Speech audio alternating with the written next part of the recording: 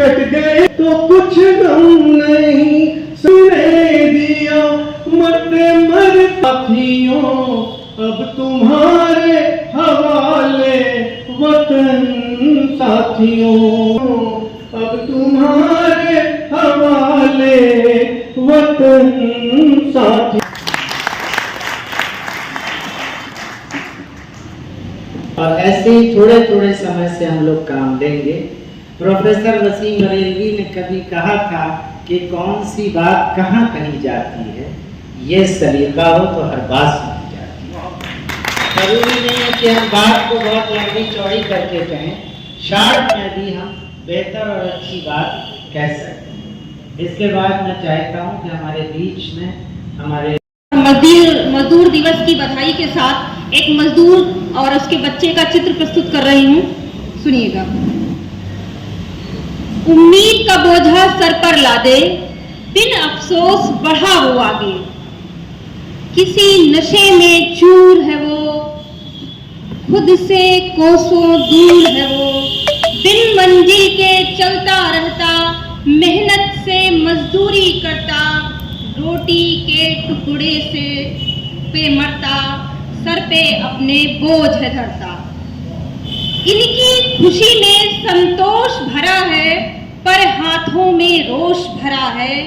इनकी हंसी बहुत ही सस्ती, इनकी हंसी बहुत ही सस्ती, ईंटों के संग भी करते मस्ती।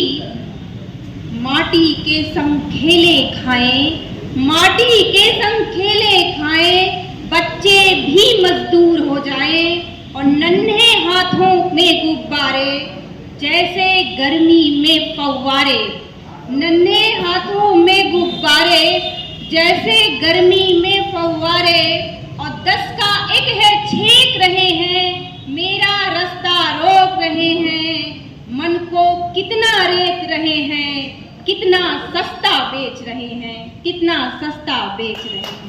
धन्यवाद। रमऊ काका नाश हो गया, रमऊ काका नाश हो गया, सब कुछ अब बकवास हो गया। रमऊ काका अब वो संतरास हो गया, जे कबहू ना पत्थर तोड़िस अब वो संतरास हो गया, जे चमचागिरी में माहिर वही देखो खास हो गया, जे चमचा गिरी में माहिर वही देखो खास हो गया, सब कुछ अब बकवास हो गया। और ओकरा जीवन ऐश में बीता, ओकरा जीवन ऐश में बीता, हमरा जीवन ताश हो गया। रमऊ काका नाश हो गया, और चटनी धरी के धरी रह गई, चटनी धरी के धरी रह गई, उसे बढ़ के सास हो गया। रमऊ काका और सबके लिए पाप रहा जो, सबके लिए पाप रहा जो, बाबा के लिए रास हो गया, सबसे बढ़ के सास देख हुआ। गधे सारे मौज उड़ाइन, गधे सारे मौज उड़ाइन, क्रांतिकारियों के फांस हो गया। रमऊ काका नाश हो गया, और नीर का केहू समझावे गधा कैसे पास हो गया। रमऊ काका अध्यक्षता कर रहे बड़े भाई आर.डी. आनंद जी, मंच पर मौजूद और सामने मौजूद साथी, बहुत ही महत्वपूर्ण दिन है। इसके इतिहास के बारे में सबको पता है कि कैसे 1886 में काम के घंटों को तय करने के लिए हमारे इन साथियों ने, जिनकी तस्वीर यहाँ लगी हुई है, उन्होंने शहादत दी। दरअसल ये जो घटना है उसके सूत्र आज के विषय से सीधे तौर पर जुड़ते हैं। जो आज का विषय हम लोगों का है, वैश्विक पूंजी का श्रमिक आंदोलनों पर प्रभाव, सीधा इतिहास से संबद्ध है ये विषय। आज का दिन सफेद झंडे के लाल झंडे में तब्दील होने का दिन भी है, और वो रंग और किसी का नहीं, हमारे उन मजदूर भाइयों के खून का रंग है, और वो रंग आज भी हमको प्रेरित करता है। मैं चूंकि पेशे से अध्यापक हूं, तो मेरी कोशिश यही रहती है कि जो विषय है उस पर केंद्रित होकर के और इधर उधर तकरीर न करके केवल विषय के बारे में मैं कुछ बता सकूं। इस तरह की जो संगोष्ठियां हैं, जाहिर तौर पर कोई एक दिन ऐसा नहीं होता जिस दिन कोई एक बात पूरी तरह से हो सके, लेकिन उस दिशा में हम कुछ समझ सकें, कुछ तथ्यों को जान सकें, उस दिशा में कुछ कदम आगे बढ़ा सकें। आज जो विषय हम लोगों ने रखा है उस पर मैं थोड़ी बातचीत करूं, बताने की कोशिश या कहें कि साथ साथ समझने की कोशिश हम लोग करेंगे। विचलन ना हो इसके अंदर कुछ पॉइंट्स, कुछ नोट्स ले लिए हैं।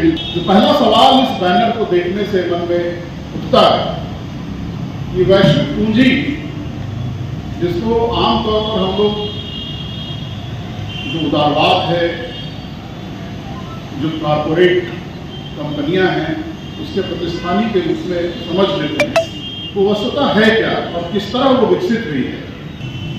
हम सभी जानते हैं कि जो शुरुआत हुई पूरे विश्व में पूंजी के स्तर पर, वो सबसे पहली जो चीज थी वो मर्चेंट कैपिटल का स्टेट था। यानी एक आदमी जो सामान बेचता था और दूसरा आदमी जो सामान खरीदता था और उसमें जो पूंजी का विनिमय होता था। आप मध्यकाल के आसपास अगर देखें तो वहां से शुरुआत होती है, जब पहली बार ईस्ट और वेस्ट के बीच में ट्रेड की शुरुआत हुई, व्यापार की शुरुआत हुई है। और हम सभी जानते हैं कि आर्थिक प्रक्रियाएं हमेशा परिवर्तित होती हैं। यही आज के विषय को देखने का हमारा एक, आप कह सकते हैं कि रेफरेंस पॉइंट भी है, संदर्भ बिंदु भी है कि व्यवस्थाएं हमेशा परिवर्तित होती हैं, वो हमेशा एक जैसी नहीं रहती। एक बार हमारे साथ नारा है, इनकलाब जिंदाबाद, इनकलाब जिंदाबाद, इनकलाब जिंदाबाद। धन्यवाद साथियों।